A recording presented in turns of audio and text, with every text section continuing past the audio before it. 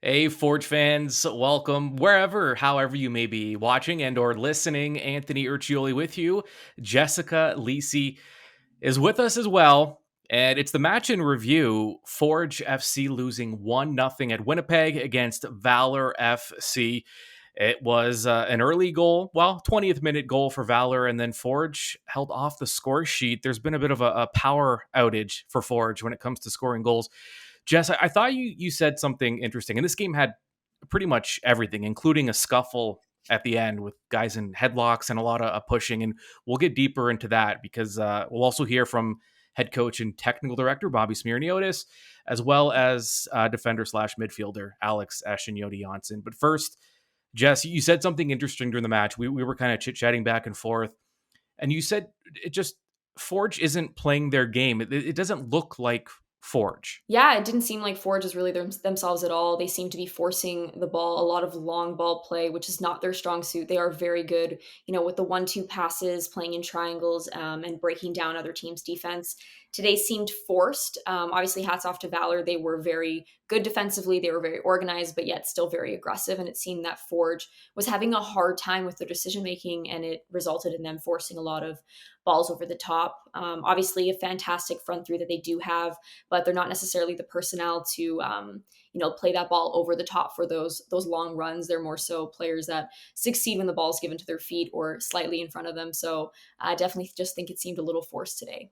Yeah, it did. And you bring up a good point because I mean this is a club that kind of thrives on possession and when you look at the final numbers, I mean the stats, the possession status, I mean 61% in favor of Forge, but that was a little surprising because while Forge did have the possession, it didn't feel like they kept it for very long. It was a lot of kind of one and done chances. And you mentioned, I mean, Valor played a great game. Not only did they come out strong, and I think Forge is so used to playing against these clubs that are like to defend against Forge, but Valor, while they did defend, they were still pretty aggressive. I mean, they were pressing, they were aggressive in the midfield, and they created a lot of turnovers. There were moments there where Forge was they were on their heels. Yeah, I would say in the first half, a lot of the match was within the middle of the field. It really wasn't one sided in regards to anyone having better, offensive opportunities. But in the second half, I do agree. I do think overall, Valor was much better within that offensive third. When they did create chances, they were a lot more dangerous. Forge seemed to have possession and then lose it and, be on their heels again. Valor was very good in the counter a lot of times throughout the match. So, yeah, I would have to agree. And there were some easier plays to be made. Again, you talked about kind of the long ball, but it looked like there were some options that looked easier. You wonder if with Forge, and they're so used to success and so used to being able to score. You wonder that as they've been struggling, it's almost like they're abandoning some of their just staples in their offense. I mean, that long game that's never been their game, but they resorted to it a couple times when they had some easier options. So you do wonder if there is something kind of psychological at play here. Yeah, I mean, I believe that Forge is a team that a lot of times is used to having teams adapt to them and not, vice versa. They're not the team that will change their style of play to adapt Hmm. to their competitors. So today was different for them. I do believe they were kind of caught off guard by how aggressive Valor was. I'm not sure if they weren't expecting that right from the start. I would say that Forge's energy wasn't horrible by any means. I do think in the second half they came out, guns blazing. They were going after it.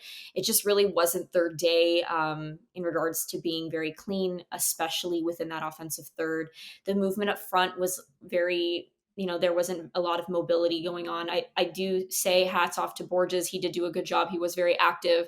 But again, I wouldn't say that anybody had a fantastic match up front. It just seemed very stagnant. Hmm. So Valor opened the scoring in the 20th minute. DeBrienne, a beautiful finish, left just unmarked. The finish was great, but also he didn't have a ton to contend with. He was pretty much wide open. The delivery from Ray was good.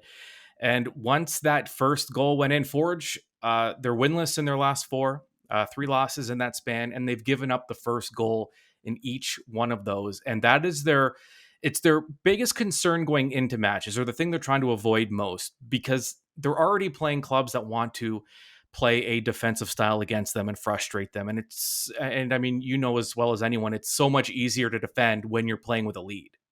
Yeah, absolutely. Again, amazing goal. It was a fantastic finish. It was a great cross. Poor awareness within the box too. He had stepped out a little too far, was ball watching instead of watching the man in the box. There wasn't much aggressiveness to really prevent that cross from even coming in. But overall, again, great finish. It happens. There's going to be moments where you're caught slacking and it really bites you. So, um, I do think that there's a psychological aspect of, not wanting to be scored on first. Nobody wants to be scored on first. Um, and that could, potentially play a role in their hecticness to just force the ball and really try to create something and get that quick goal. And it is, yeah, 100%. It's much easier to defend a lead than it is to be tied. Everyone wants to win. And when you have that lead, you have a bit more confidence for sure. All right, let's check in with the coach, forward coach Bobby Smyrniotis, and his general thoughts of the match, which it kind of echoes what we've been talking about. But it was a slow start. I thought we came out and, to be honest, we didn't start well. Then from the run of play, from a couple of mistakes of ours, we're down 1-0.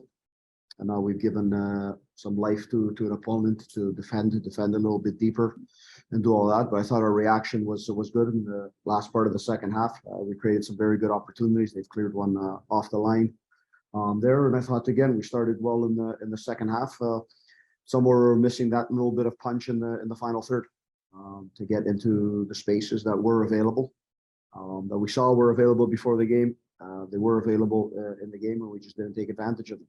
And then you're looking for an opportunity, and as the game goes on, obviously for Valour, it's a very important game for them as well, and they're very comfortable just sitting back and soaking up what pressure they need. And, you see what you get from there. So Bobby, obviously not. I mean, you're obviously not happy with the result, but also the start was an issue for Forge. Alex Achinioti-Jönsson, who started the game at center back, he was moved up to midfield after a couple of substitutions. Alex talked about we talked about the mental aspect of the game and the psychology. Alex admitted he thinks that the team has been a little off since that 6-game winning streak. I think coach said it. We didn't come out our best, me including. I think the quality we put out is not good enough, and we get punished for it in the beginning of the game. And then I don't know, it feels off. We feel off. We have been feeling off the last 4 games. I think we need to come together as a group, all of us, and find what we had during that 6-game win streak. All right, keeping with Alex, he was asked if he believed clubs have figured Forge out. Here's Alex's response to that.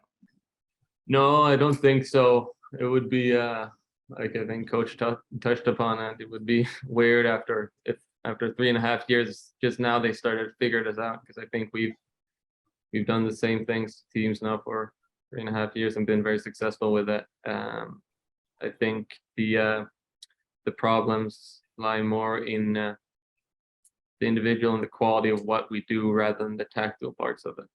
He doesn't think it's a tactical issue. He doesn't think teams are figuring them out after all this time. He says it's an execution issue, and I tend to agree with him. Yeah, I agree as well. I believe that with such a great team, again, they have been playing the similar style the whole time that they've been in the league. So it's not just now that teams are really figuring out what it is that Forge is good at. If you're a solid team from front to back, you're gonna have bad games. It happens. So I don't believe that it's necessarily that teams are just figuring them out. I do agree that it is an execution where they got to execute much better than they have been. It's been working for them for the past few years. That's why they're always at the top of the table. So I think they just have to continue to get back into that mindset that they had previously to losing these matches. And I think it's really telling that you see the disappointment with Bobby and with Alex, and I'm sure a lot of what I'm seeing on social media and through the email. By the way, matchday@forgefc.ca. If you want to, questions and comments can be emailed there. But there's a lot of disappointment. But Forge they have a match in hand on the 2 clubs on above them in the table. If they win that match in hand, they're in first place. So. But I think it's telling that even though they are still, well within striking distance of finishing at the top of the table, the fact that they're as disappointed as they are kind of demonstrates that winning culture. They're just not used to these kinds of results, especially not 4 matches in a row. Yeah, definitely. It speaks a lot to their culture and their character of each and every one of the players, and obviously the coaching staff as well. That's what they're instilling into their men. So, yeah, it definitely does say a lot. Obviously, yes, they are still in a position to come first and to do great things. Which I wouldn't say they haven't done great things this season, but yeah, these last few matches haven't been their game. But I just think they have to refocus and get back to what they're good at, and it can all work out for them. Yeah, so quick look at the table. I touched on it a bit there, but Atletico Ottawa's in top spot with 39 points. Cavalry, 2 points back. Forge, 3 out of first place, but as I mentioned, they have a game in hand on the two clubs on top of them. And Pacific now just a point behind Forge, and they're level on matches. Valor, though, I've been counting Valor out for a while now, but they're showing me because they're 2 points out of a playoff spot, and with a win on the weekend against Forge, they would be level with Forge in points. So this match was huge for Valor. They got the first one, but they have their sights on the second one. And Jess, when you play the same club twice in the same week, I mean, there are no more secrets. There's no way you're going to kind of, out tactic the other squad at this point. It really just comes down to which team wants it more. Yeah, definitely. It is going to come down to grit and who wants it more at the end of the day. And obviously, Forge has a monkey on their back. They need to win that next match. Mhm. It's a pride thing at this point, more than anything. Obviously, the result matters, but as a player, you never want to lose to the same team twice. So today was obviously a tough one for them, not their best performance. So that's one of the worst ways to lose as well, when you didn't do everything you could have, and the result really shows it. So yeah, it's definitely going to be a big match for them Sunday. Well, and speaking of Sunday, Moses Dyer, their Valor's leading scorer, will not be playing in that match because he was sent off in this one. And that brings us to the, let's see, we finished with 12 total bookings, 7 for Forge. That was 7 yellows.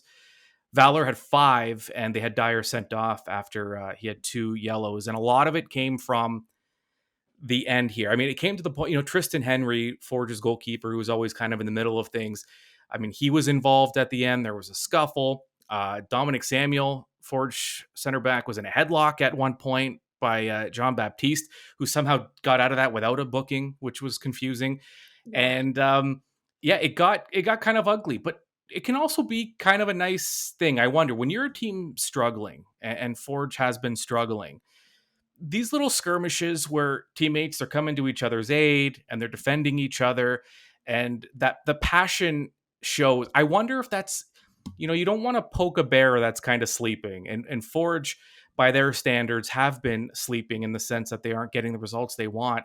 I do wonder if when you finish a match that way, as Valor did, if you did poke the bear a little bit, because I mean, I would be shocked if Forge shows up on Sunday not fully motivated to at least get some revenge after the way this match ended.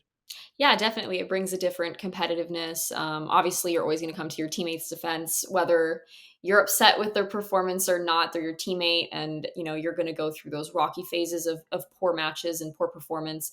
But at the end of the day, they are your teammate. You're going to have their back no matter what, especially when it comes to your opponent, and scuffles like that. So I do believe it will add some fuel to the fire, and they'll come out fighting for sure. Yeah, Henry, they got to the point where in stoppage time, the Winnipeg fans, who, it's one of the better environments to watch a game in. Just, I mean, just for as a viewer on television, but from what I hear in person too, it's a great atmosphere. The crowd, all over Henry. They booed him whenever he touched the ball. The final whistle didn't come into the 102nd minute because of all the shenanigans in stoppage time. And Bobby talked about the way this game ended and how it got kind of heated. It's a byproduct of details. The same way I say for players, throw-ins, goal kicks, everything makes a difference. I think there's other people involved in the game other than the 22 players, that if they take care of the details early in the game, it takes away all of this other nonsense that happened for no reason as the game went on. Yeah, obviously, you're a coach of one team, so you think that it can be handled differently. It's not that you want cards for the opponents. I just think in general, the whole situations and little things in the game could be handled differently. To be honest, I think the ref in the middle has done a good job today. You know, he's had a lot of challenges. He's done a good job of dealing with the game, and obviously, you know, it's just two eyes, so he needs the support from everywhere else. But there's a lot of things that have happened in there. There's some guys that have gotten cards who I think weren't even involved earlier in some other place. So I'm not sure how some of that stuff happened, but you know, that's happened. All right, Alex Achinioti-Jönsson on the field also during that little skirmish at the end. Here are his thoughts on how the match ended. Honestly, I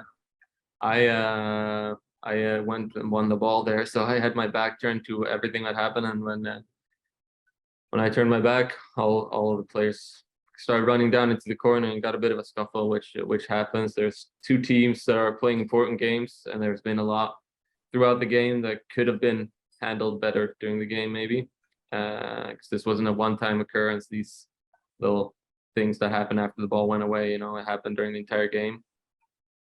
So I think we knew what to expect when we came here. We expected a team that was going to fight for everything and with claws and nails, and that's what we got. I think it's just a product of the game going on and the score being tight as it was, and it's being a tough physical game.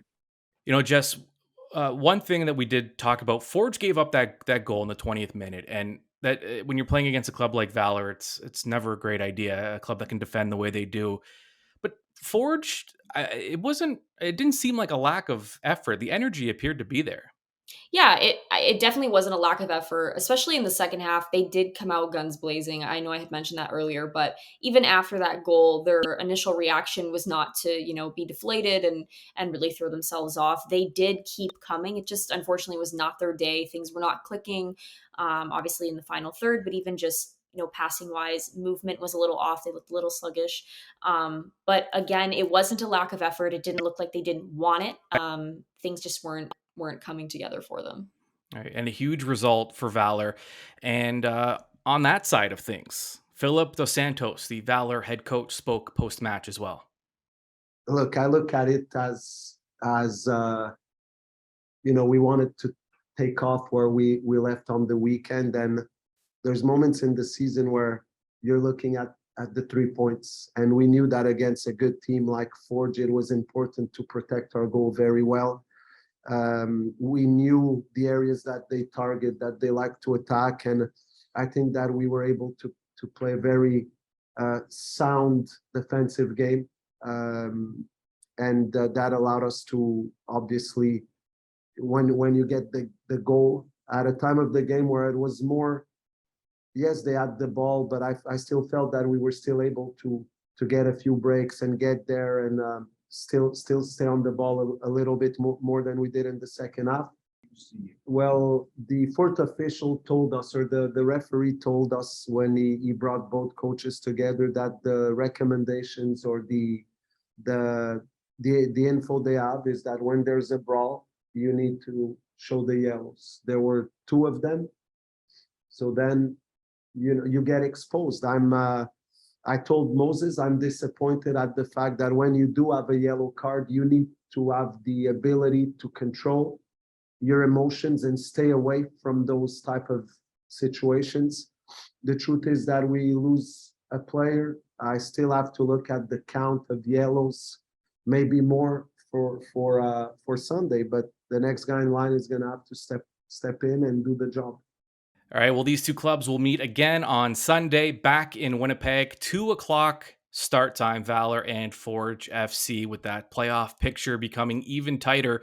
Now, I'm going to skip ahead to September 10th because I need to remind Forge fans about the next home game in Hamilton for Forge.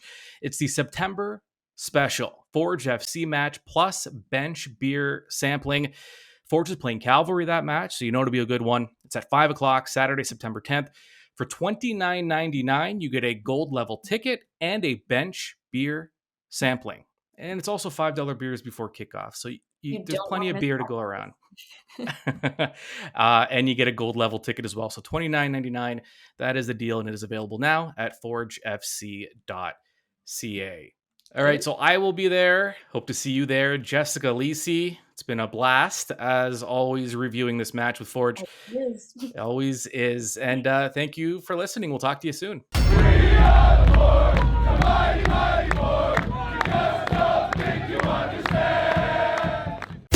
This has been Match in Review with Anthony Urciuoli on the Forge Audio Network. For the latest on all things Forge FC, subscribe on Spotify or wherever you get your podcasts.